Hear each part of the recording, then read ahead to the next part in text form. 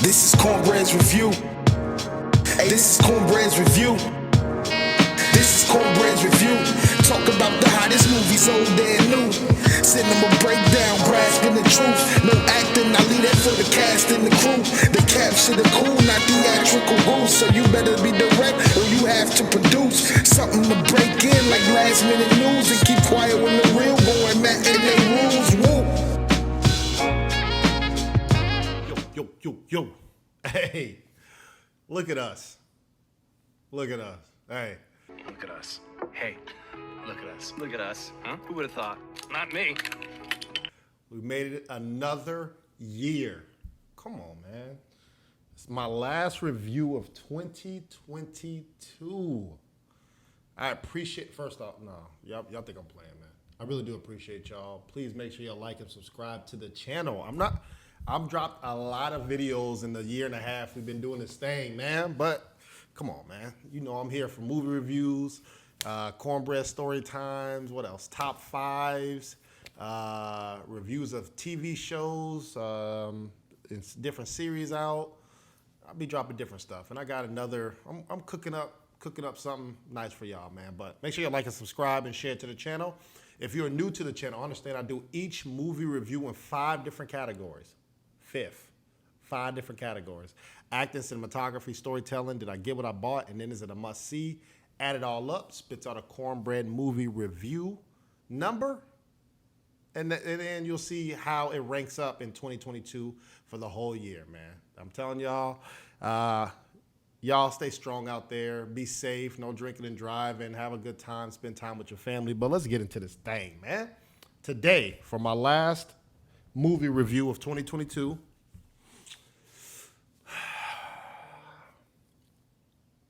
let's talk about Avatar: The Way of Water. Ladies and gentlemen, it is out now in theaters. Definitely in 3D. I would say go see it in 3D. Why not? You know what I'm saying? Get a gift card from somebody. It's the holidays. Splurge a little extra. Just go see it in 3D, man. So you get the whole experience of how it feels. Because this movie was made for that, especially the first movie, right? So, and it's PG-13, you know, so you could take the whole family, all right? So let's get into the first category, and that is acting. Who is in this movie? We got Sam Worthington. Sam basically plays Jake. He takes on the same character from the first movie. Unfortunately for him, you don't see his real face at all. My man don't even get flashbacks, look. He's a computer or generated avatar, right? So this part is very difficult to gauge the acting on how he's doing. And you can do it in other people as well, which I'm gonna get to them, but for him being the main character, he has 0 real time, right? 0 facial recognition. It's all avatar. So it's wondering how much is it really him acting or how much is it just the computer doing the job, all right? Also in this movie, Zoe Saldana. Now, hey, she the GOAT. She is ride or die. She plays her same character. She's a mother, a warrior. First off, she got heart, bro. True heart, true grit. She cares. Her facial expressions were way better than she actually saved this category for the acting for the whole movie. Acting was very cheesy, very scripted. And what I mean by that is, oh, I'm the tough bad guy, so I have to have a mean face. Or I'm the scared little person, so I got to be scared and do, like, come on, man. Zoe did everything in this movie. You felt every scene that she was in, and unfortunately, hopefully she wins an award for like co-actress or something like that, because she, supporting actress, because she did her thing in this movie, even though she still got the CGI benefit and things like that, but you felt it right here. Every time she acted, how she was saying every line, she meant it, right? I don't even understand why there was humans in this movie, low-key. It's very little humans that you see. And that hurts it. Even you got Spider, man. Not Spider-Man, but Spider. He was in there, but he had a damn face mask on the whole time. He's had with his shirt off. Like, so for me, it didn't do it for me, man. Especially there's been some great movies this year in acting. So for this, it's going to get a 3 out of 5 from Cornbread, okay? Now, let's get into the next category, cinematography. This movie was $250 million of them tings. 250. That's a lot. Also, now I would say use the bathroom. Make sure your son or daughter use the bathroom. Anybody that's old going to watch this, go use the bathroom. Because it is 3 hours and about 10 minutes. And it's every bit of 3 hours and 10 minutes, man. So, like I said at the beginning of the review, it is in 3D. So that's also an added benefit, right? Some movies, you're like, man, it's 3D. It doesn't really enhance the movie. I would say for this, you get the full feel, the totality of it. So if you get a chance, go see it in 3D. So for Avatar, this is their bread and butter, right? This is their foundation, the aesthetics, the cinematography. How does it look? And I would say how it looked was great. And I would say they even took a step further when they went in the water, right? Water scenes, phenomenal. But I want to talk about a problem that subconsciously I had, and maybe you guys have it out there too. Like, write in the description box if you have the same issue. I had two major problems. When the first Avatar came out, it was ahead of its time. The reason it took so long for the first movie to come out is because the CGI was not caught up with the vision of how Avatar should look in the feel of Pandora, right? This movie came out 13 years later, and we're way past how the CGI should look. This didn't transcend the next wave of how you should do CGI, right? And that's a problem. So to me, this movie came out 3 years late. Maybe this movie came out 2 to 3 years ago, you'd be like, oh man, they set the whole tone for everything. That's one problem that I had. Second problem I had is this movie came out after Black Panther. We just watched where there's water people doing everything underwater, and it looked great. They're talking, they're fighting, they're swimming, they're having fun, they're playing sports. So now we're in the frame of, okay, that's normal. That set the bar. Now I'm subconsciously comparing what I just saw with Black Panther to Avatar. And let's say they're neck and neck, but they didn't wow me because I just saw the wow a couple weeks ago, definitely. So that was two of the major issues. Another one is this movie, it feels very video game-ish. From beginning of the movie to the end, it's all CGI, man. And that's a problem. Like, you want to see real people. If anything, they should have just made an anime. I said it. They should have made this movie an anime. Then I think everybody would have rated this higher. But for me, for this to be a regular movie and then you go into the Avatar world, I wasn't impressed at all. And then also, this movie has some good fight scenes, good tactics.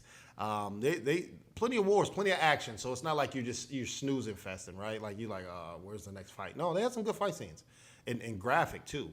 The problem I have though is you're PG-13, so it's a lot of curse words, but you're showing no blood, right? Like, is that the trade-off? You either get cuss words and no blood, or blood and no cuss words. I don't know for PG-13, is that the trade-off? But I would prefer the blood. I really don't care for the cursing, right? Like, your cursing is to make it funny, but you putting an axe through somebody's head, right? Putting an arrow through their eye, chopping somebody's balls off, and you don't see no blood. So for me, just personally, I think, I would love to see that. So for cinematography, the $250 million was well spent, but it looked like they spent all of it in this movie on cinematography. So for me, 4.5 out of 5 for cinematography, man. Next category, storytelling. So this movie, you don't get a definitive time frame on when this second movie takes place after the first one, right? So you already know it's a sequel. It's even the beginning scenes just go straight into where they've been. I'm just gonna play off context clues. Let's say the oldest kid is about 12 to 13, and that's in real time how long the movie gap is. About 13 years. And then you have America, or I'm just gonna say America. I don't know. They call them the sky people. Let's say Earth, but I'm just gonna say America. Comes back. And when they land and take over Pandora, we're in the forest. Then you finally get a time gap and they say, okay, next year. So you get to see the progression from when the Sky People came and them trying to build a whole world to where Jake is now and Zoe are as the family, right? They have a whole slew of kids now. They got two sons, a stepdaughter, and then a little daughter. And then they got a orphan, right? One who didn't leave, right?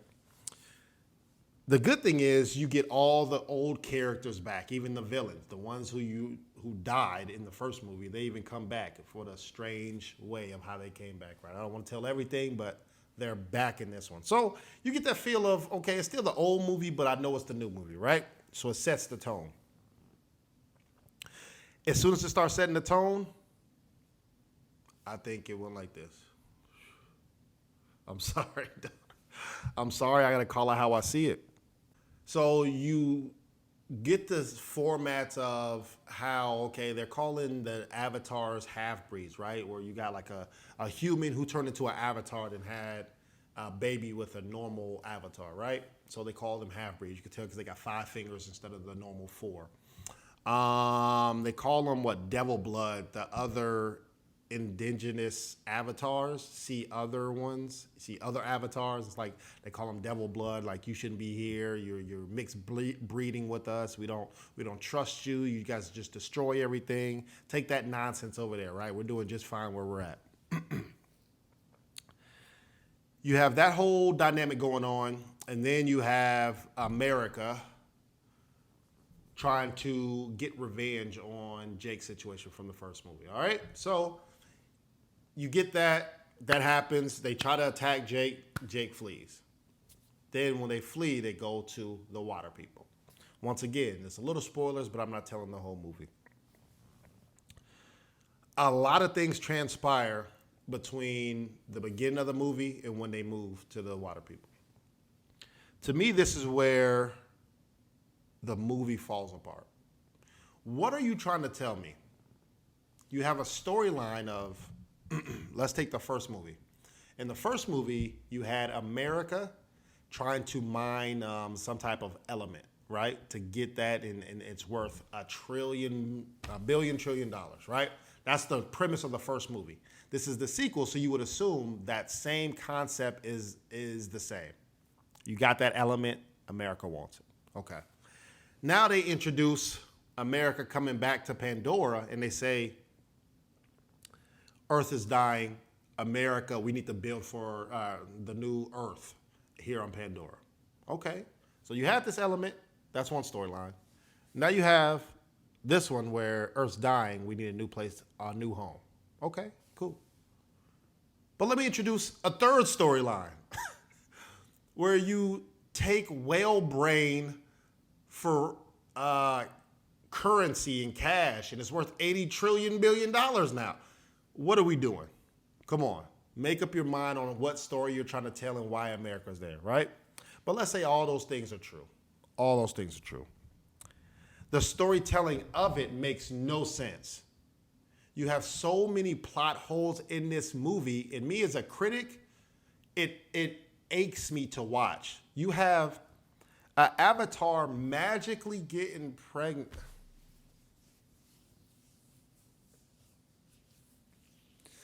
An avatar magically getting pregnant.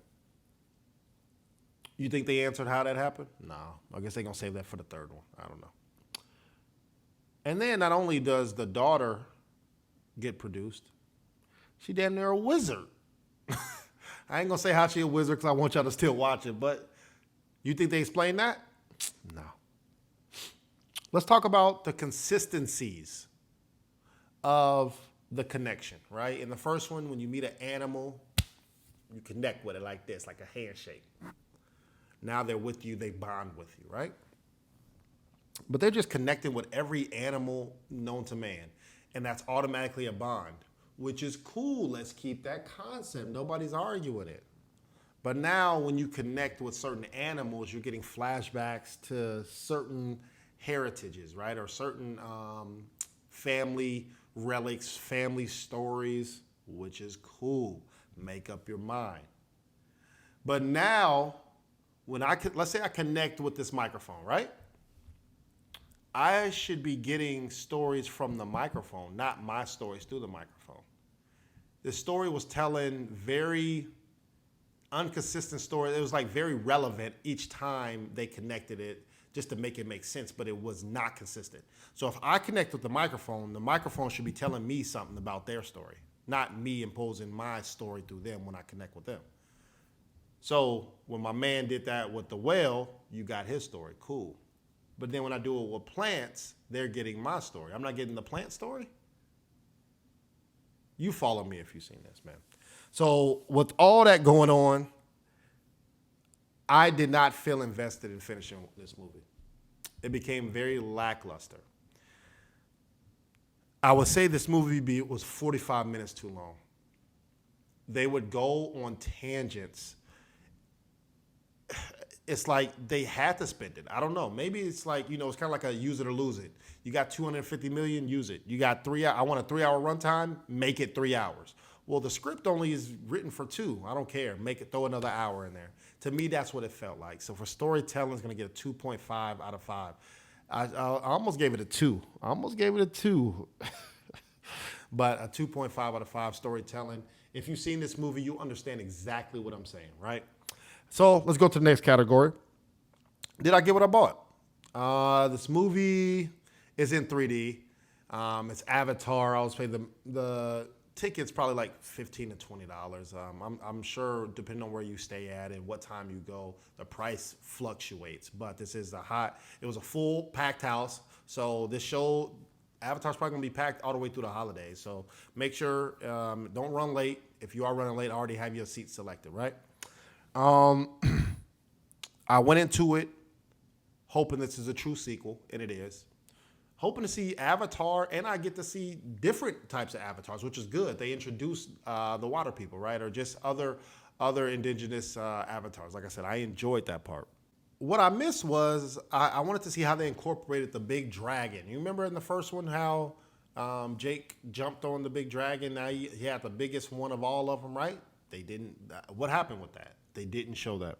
And then this movie was so aquatic, which was cool to see different animals and whales and how they fighting and feeding and learning how to swim. Like, it was pretty cool.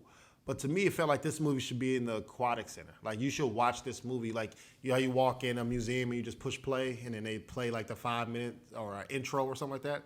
To me, that's what this felt like. It didn't feel like a blockbuster hit for me. And I was kind of disappointed in that. So for me, did I get what I bought? I'm going to say a 3.5 out of 5. Yes, they delivered. Yes, they delivered with all the trailers, even though it got delayed a year or two. They gave me a little bit of what I was looking for, but I wanted Avatar to set the notch even higher, right? Go above and beyond what you did in the first movie, and I do not feel like it did that, okay? Last category. Is it a must-see? I don't discourage anybody from going to see movies, man. Good or bad. But I'm always honest. If you've seen the first one, I would say go see this one.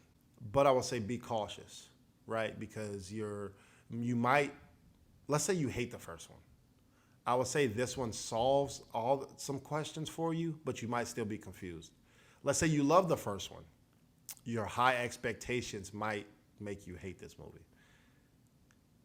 If you're an anime fan, I think this is for you. This is in your wheelhouse. And Jason, you know I'm talking to you, man.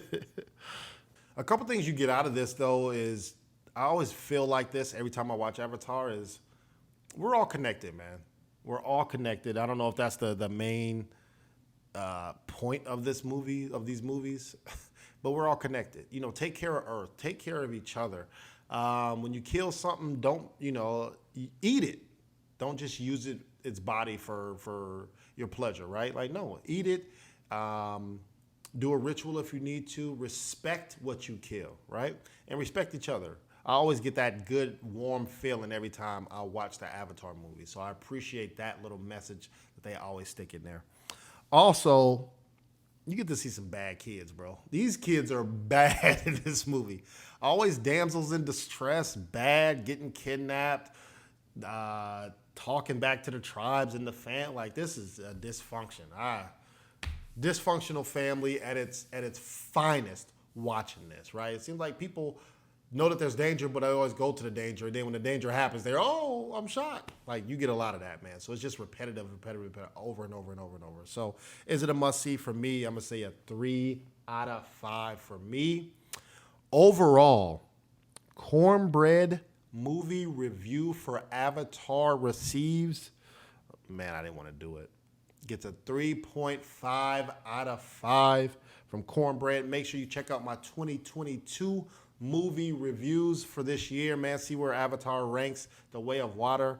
Pause this list, man. Check it out. Look at my top movies. Look at my bottom movies. See if you've seen any of them. Write in the description box if you agree, disagree, everything like that in between. Hey, man, I put in a lot of work for y'all. Hopefully, y'all respect it. Hopefully, y'all understand that every week I'm doing something for y'all. That's the least you can do is like the video and subscribe, too. Put your notification on all. Now that we've reached the end of the movie review, I told y'all I never leave y'all with a forgotten segment. But since it's the end of the year, I'm going to give y'all some more forgotten movies just in case. Something for the holidays and maybe you're bored. Turn on your streaming platforms, the Netflixes and Hulus and Primes and all that stuff. And see if you see these movies out there. Watch them. They're good movies. I know, like I said, they're forgotten. Please, I'm not going to send you off. Trust me. I got you. So if you get a chance, check out these movies, all right? You got 999, Casino Royale, Real Steel, Lincoln Lawyer, Juice, Crash, Four Brothers, Slumdog Millionaire, Life of Pi, Taxi Driver, White Man Can't Jump, Dolomite. We got Wedding Crashers, Troy, Straight Outta Compton, Law Abiding Citizen, Sicario, The Hate They Give, Heat, Nightcrawler, Mr. and Mrs. Smith, Hook, 8 Mile, Home Alone, Stump the Yard is the last movie I'm going to give y'all for forgotten movies. I'm going to save the rest for 2023. Happy New Year. Have a good holiday out there. And like I said, let me know if y'all agree with what I'm doing, like it, don't like it. Write to me. I'm going to write back. I love y'all. And I'll see y'all again next year. And we're going to kick off this movie right. All right? Peace.